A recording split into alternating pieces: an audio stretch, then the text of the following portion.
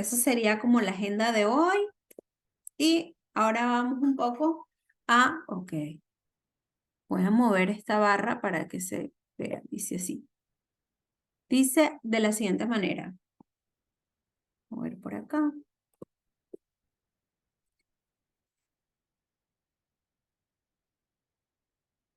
Ok. Dice uso auditivo como estrategia de la enseñanza. ¿Ok? El uso auditivo como la estrategia de la enseñanza. Y como número 1 tenemos la conferencia. La conferencia se ha dicho que no es el mejor de los métodos. ¿Ok? Sin embargo, yo creo que en ocasiones sí es importante, muchachos. ¿Saben por qué? Porque el buen maestro dicen que sabe el tiempo y el lugar para dar una clase en tipo conferencia. Por ejemplo, hay grupos donde sí se pueden, o sea, sí se puede hablar con conferencias con los niños. Y aquí tenemos dos más. Y hay cosas que podemos, o sea, situaciones en las de que ese tipo de estrategia nos puede ayudar. Número 1 es cuando ya se ha logrado como una motivación del niño, cuando el niño ya está suficiente motivado para la clase. Por ejemplo, se va a dar una noticia o se va a contar una experiencia. Ese uso, el uso de la conferencia, nos puede ayudar. Podemos captar como que la atención del niño a través de eso. Otro ¿Cuándo podemos utilizar el uso de esa estrategia, la estrategia de la conferencia? Es cuando se necesita transmitir mucha información en breve tiempo. O sea, cuando tú tienes mucha información y que tiene que ser rápido y breve, siéntense que les voy a dar la clase y tengo que dárselos. ¿Ok? Entonces, en ese uso, pero creo que tienes que como que medir el salón o mejor dicho, los niños con los que en la clase donde estás, porque si son chiquititos, por supuesto, si tú le dices siéntese y les voy a transmitir toda la información que tengo ahorita, no te van a hacer caso. Pero, perdón que te interrumpa, pero también hay que tener cuidado si se utiliza ese método con niños que tienen ADHD o problema de hiperactividad o de aprendizaje, porque Exacto. a veces conferencia no sirve mucho para ese tipo de niños, a No, menos que sea solamente 5 o 6. exacto. Entonces, como lo vimos en la clase pasada, tenemos que hacer como una evaluación de el salón que estamos dando y ser eficaces a la hora de como hacer como especie de un diagnóstico de la clase de qué personalidades hay aquí, si hay niños con alguna necesidad especial. Porque ese tipo de estrategia, como te digo, no es como que la preferida de todas, pero en estas excepciones creo que se puede utilizar. Otra es cuando los maestros tienen percepciones e información eh, que no ha sido compartida por el grupo y se necesita hacerlo lo más pronto posible. Otra es cuando se tiene la pericia necesaria. Yo he estado viendo, pues todos los maestros en INUC tienen como diferentes tipos de estrategia y hay algunos que el de la conferencia les sirve. Eh, ¿Pero por qué? Porque los niños o le tienen mucho respeto, están como, como escuchándomelo con mucho respeto, pero cuando esos maestros tienen esa, como la pericia, sí, el tiempo y la capacidad necesaria para dar conferencias, pues se puede hacer. Esa estrategia no es para todas las clases y tampoco es para todos los maestros. Ahora bien, ¿cómo mejorar esa estrategia? ¿Cómo mejorar la estrategia de la conferencia? Número uno, el tono de voz, muchachos. Creo que el tono de voz, el tono del voz del maestro va a lograr que esa enseñanza sea efectiva.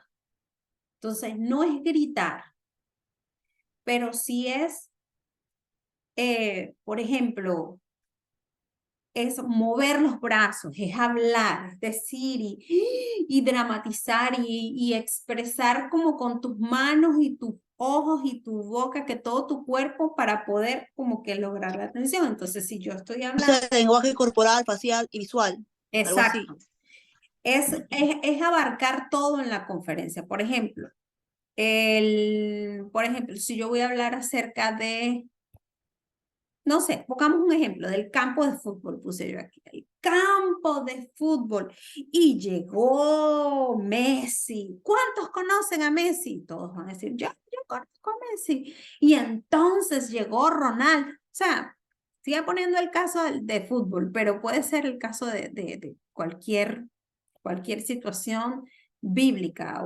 del tema que estuviéramos, que estemos tocando en ese momento.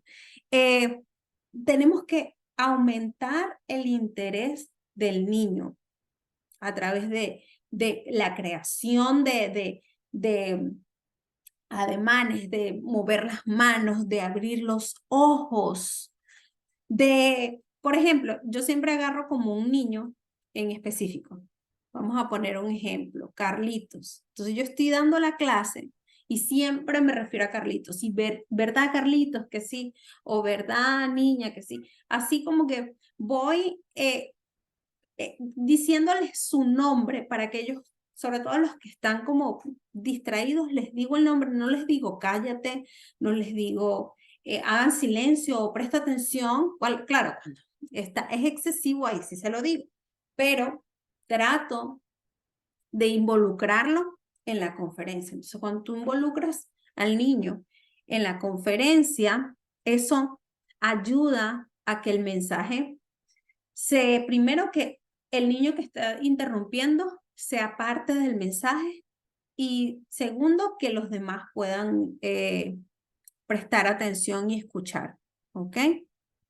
Ok, vamos al otro que es el método, aquí está, de la historia. ¿Ok? El método de la historia se tiende a usar para enseñar tanto a jóvenes como a adultos. O sea, aquí no es solamente para niños, aquí también es para enseñar a los adultos. Por ejemplo, alguien muy importante que, que usaba ese método, alguien muy importante en la fe cristiana. ¿Quién se atreve a mencionar a alguien que usaba el método de la historia en la Biblia, en la fe cristiana? ¿Quién? Jesús con las parábolas. Exacto. Jesús, con las parábolas, él constantemente utilizaba el método de la historia. Una parábola, ¿qué es una parábola? Una parábola es un relato que procede de la vida diaria.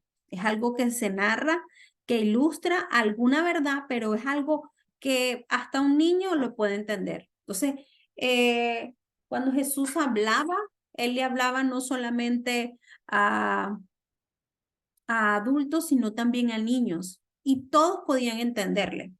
Entonces, él tenía un lenguaje como que universal y tenía la capacidad de enseñar y crear situaciones que la gente se pudiese identificar en ese momento.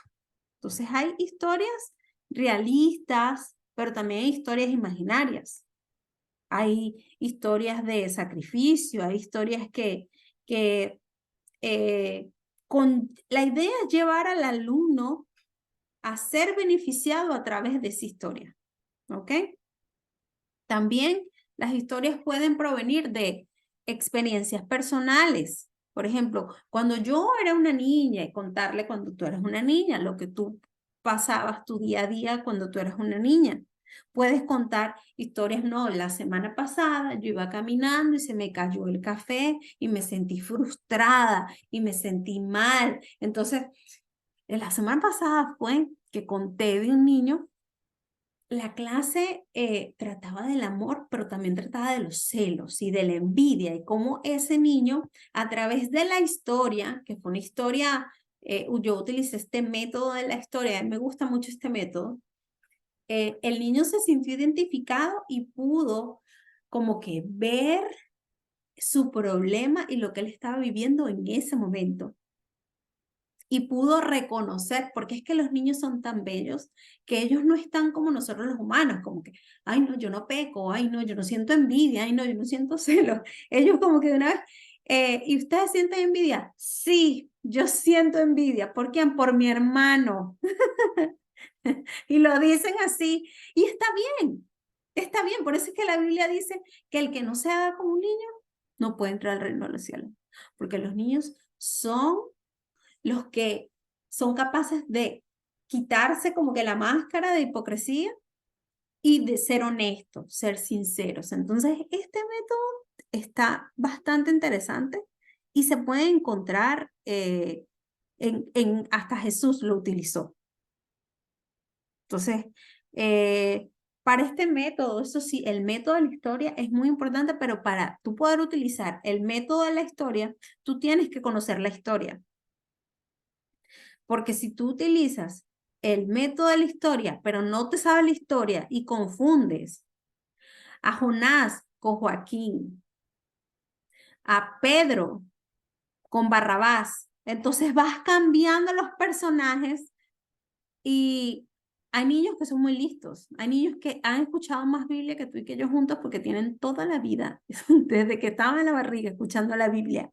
Entonces, sí hay que estar como muy, muy pendiente. Yo me acuerdo que hace mucho tiempo yo estaba dando clase y yo había, no, fíjate que no había confundido, yo no había cometido un error, pero ese niño estaba 100% seguro que Salomón no era hijo de Betsabé. Y me dijo, no, es que no lo era. Y yo, claro que sí lo es. Y yo estaba dando clases, pero me dijo, no. Y me tuve que parar y buscar en la Biblia porque yo sabía que era Betsabé, pero su duda me hizo como que, ay, y si no es Betsabé, entonces fui y busqué. Y no, sí era en efecto. Pero hay niños que te van a decir, no, lo que tú estás contando no es real. Tú estás confundiendo el personaje. Entonces, para poder utilizar este método, el método de la historia, tenemos que saber la historia y estudiar la historia. ¿Ok? Ahora vamos con el análisis de casos, que esto para los que nos toque dar clases a los grandecitos, este va a ser muy importante. Ustedes se acuerdan que cuando hablamos del desarrollo cognitivo del niño y que hablamos que el... Ay, se me olvidaron. Cuando hablamos de las operaciones concretas, cuando el niño está en operaciones concretas, que es de a partir de, creo que son los 7 a 11 años, son las operaciones concretas y es donde el niño está como aprendiendo a analizar esto que está acá es muy importante, el análisis de casos. ¿Por qué? Porque podemos hacer algo así. Imagínense esto. Crear una situación real o ficticia de la vida cotidiana que permitan que los niños puedan analizar problemas, los problemas y las decisiones que se tomaron o que se van a tomar.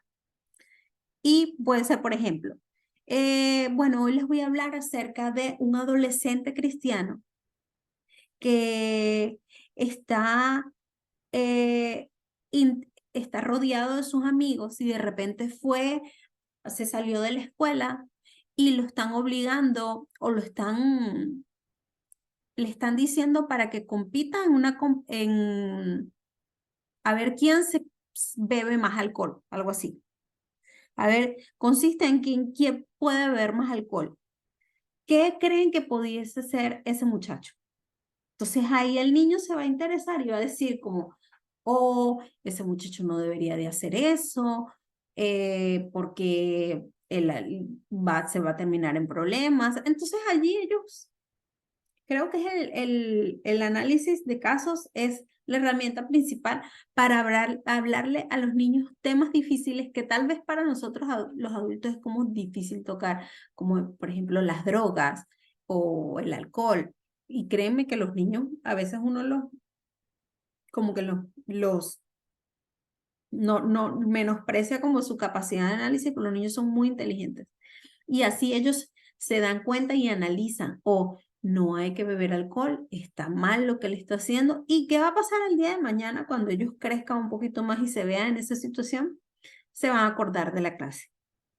Entonces, creo que ese es un método de enseñanza valioso y que podemos hacerlo, ejecutarlo con niños que ya estén en sus 8, 9, 10 años, que estén precisamente por esa etapa del desarrollo y hacerles entender. A mí me encantaba cuando a mí me daban clases y me ponían a analizar. Me hablaban de las drogas, me hablaban, y yo como que, ¿verdad? Y empezaba a analizar, mira, y esto que le pasó a este muchacho, que se puso a hacerle caso a los amigos y ahora ya no tiene amigos y está enfermo y está en drogas. Entonces, creo que es una estrategia de enseñanza que podemos utilizar no solamente con niños, sino también con adolescentes y jóvenes. ¿Ok? ¿Alguna pregunta?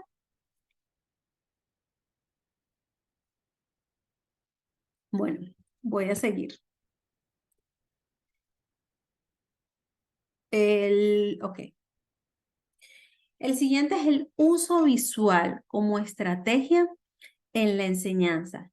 Recuerden que el que vimos pasado fue el uso auditivo, ahora vamos a ver el uso visual.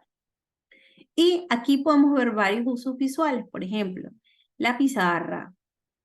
La pizarra, nosotros no contamos con tenemos un pizarrón en Inuk, pero tendrías que llevar como tus marcadores y tenías que llevar como lo que tú el bosquejo, lo que tú quieras, la lección que tú quieres dar, pero ahí está, ¿ok?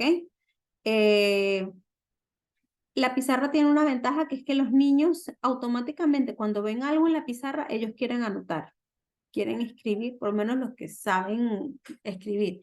Ellos quieren anotar, quieren escribir, entonces el método de la pizarra pues pudiese ayudarte para eso, para que ellos puedan escribir, puedan aprender significados y nombres nuevos, letras nuevas, ayudar a comprender un poco más la lección. Es un poco ya viejo, pero es algo que se puede utilizar, una herramienta, ¿ok? Se pueden hacer en la pizarra como tormentas de ideas. Por ejemplo, hay algo que se llama lluvia de ideas, que es que eso, eh, tú colocas como un mensaje principal y cada uno va a ir como que anotando la idea o lo que ellos entendieron del mensaje. O sea, se llamaría brainstorming en inglés. Le Ajá, ponen una idea en el medio y lo ponen así, los niños comienzan a dar ideas. Ok. exacto, se llama brainstorm. Eso es correcto. Entonces, simplemente no sería como comentar las respuestas, sino escribirlas y que los niños, cada niño vaya colocando su idea. Esa es una como una estrategia de la tormenta de ideas. El otro puede ser el cuadros o láminas. Eso es en Amazon creo que venden láminas y cuadros, en la iglesia también hay láminas y cuadros. Eso siempre va a ser una herramienta, porque a los niños, si tú les muestras un dibujo, ellos ven el dibujo y por ahí se van y en su mente como que van creando todo el escenario y en realidad es como una estrategia y es algo visual, es algo que se puede utilizar más que todos con los chiquitos, porque los chiquitos sí, como que les encanta pues ver y imaginarse. Y si tú le muestras, por ejemplo, cuando les di la clase a los chiquititos de, creo que fue el de Daniel, el Foso de los Leones, les mostré imágenes y ellos se quedaron. Una vez también les mostré, cuando les hablé de Jonás, también le mostré como una ballena, un pez, agua, y ahí ellos iban como que armando su propio mapa mental en su mente, pero de una imagen ellos, la idea es como que captar la atención. Otra de las cosas es el uso de objetos, como láminas o pinturas, o por ejemplo una flor. Por ejemplo, la vez pasada, hace como 2 semanas, les puse el sonido de un arpa, estaba hablando de David, y les puse el sonido del arpa. Y ellos como que, ay, escuchando el sonido, les encantó el sonido del arpa. Entonces, siempre como que el llevar objetos, por ejemplo, si tú quieres hablarles acerca de, no sé, le puedes crear un muñeco en tu casa y llevarlo y explicarle la historia del muñeco. Mira, este muñeco estuvo triste esta semana porque sus amigos, si quieres hablar del bullying, por ejemplo, no tiene amigos, está solo en la escuela. Entonces, ¿qué consejo le darías tú a este muñeco? Entonces, allí que el niño pueda como que a través de ese objeto sentirse educado. Otra cosa son, vamos a pasar por acá, carteles, mapas. El uso de mapas bíblicos es muy, muy, muy divertido. Eh, a mí me encantaba, o sea, cuando era niña, a mí ¿Mapas qué? mapas bíblicos donde muestra la ubicación de una ciudad o de un país, donde muestra la topografía. Por ejemplo, si vas a hablar de los viajes de Pablo, sería genial que llevaras un mapa y vean por dónde Pablo estuvo viajando. También pueden ayudarte como a determinar las distancias, o sea, el llevar mapas, creo que eso captaría muchísimo la atención, por ejemplo, de los grandecitos, porque los chiquitos, pues bueno, ellos serían más con los objetos, con las pizarras, con carteles, pero el mapa con los grandes te ayuda porque tú puedes mostrarles un mapa de cómo era, por ejemplo, Mesopotamia en aquellos tiempos, cómo se ve actualmente Israel, cómo era Israel en aquel entonces. Es muy interesante. Entonces es posible establecer una relación geográfica, bíblica y la geografía moderna. Entonces, si tú logras entrelazar la geografía bíblica y la geografía moderna, es como que, oye, lo que tú me estás hablando tiene una base. Tú me estás hablando y tiene una base en lo que tú me estás diciendo, ¿ok? Lo otro que dice aquí es la caja de arena, ¿ok? A mí me gustaría en el futuro que cada una pudiésemos hacer una caja de arena, porque les voy a explicar cómo es. Es un método didáctico que sirve para que los pequeños puedan como que ver. Es una cajita tal cual de madera o de cartón, como una caja de zapato. Las orillas no son muy altas, es como de 3 pulgadas más o menos. Se puede construir. Entonces, se puede forrar como de fieltro, no sé cómo lo llaman aquí, o foami, y dentro de la caja se puede crear como una historia bíblica. Se puede poner arbolitos de papel o ramas o plantas, puedes colocar, dependiendo de lo que tú vayas a hablar, pero tú puedes crear tu caja de arena, puedes crear tus personajes. Por ejemplo, si hablas de las 99 ovejas, tú colocas tus ovejitas blancas, ovejitas negras, pero se puede hacer como especie de una historia dramática, tal cual como si fuera como una maqueta, como que el niño pudiese ver. Entonces, si ponemos a David, ponemos a Goliat, ponemos un gigante, entonces el personaje lo ponemos a caminar por allí y ponemos a que David le lance una piedra a Goliat. Es súper interesante. Creo que si consigo el recurso, ya sea por TikTok o por YouTube, se las voy a mandar para que la vean. Creo que Mabel una vez la vi con una caja de madera, ella tiene una. Entonces es una estrategia muy buena porque tú vas preparado a tu clase, tú vas preparado y no vas como que, ajá, ¿y ahora qué voy a hacer? Sino que ya llevas tu clase preparada y cuando tú llevas tu clase preparada y tu estrategia de enseñanza lista, ahí no hay como que, ay, mira, ahora qué voy a decir, qué voy a hablar, qué voy a hacer, ¿no? Porque ya tú tienes tu clase y los niños se dan cuenta de eso y el tiempo te va a pasar volando, ¿ok? Luego lo otro puede ser también dramatizaciones, ¿ok? Las dramatizaciones son buenas, sobre todo cuando tú trabajas con un maestro y con tu ayudante, pues es bien, pues, se pueden hacer dramatizaciones, puedes dramatizar con los mismos niños. Esta es una de las más importantes porque se puede hacer modificación de conducta a través de la dramatización porque se hace como un proceso de identificación en el niño. Entonces, todo lo que el niño vea que se está modelando, se está dramatizando, es algo que el niño va a internalizar.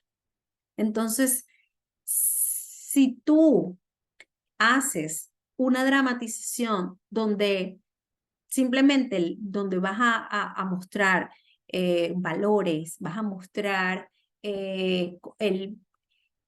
lo bueno que es exaltar a Dios o las consecuencias malas que te puede traer una fea decisión que tomes como niño, el niño va a internalizar esos valores y va a ser bueno, o sea, es una estrategia de enseñanza que no tiene falla.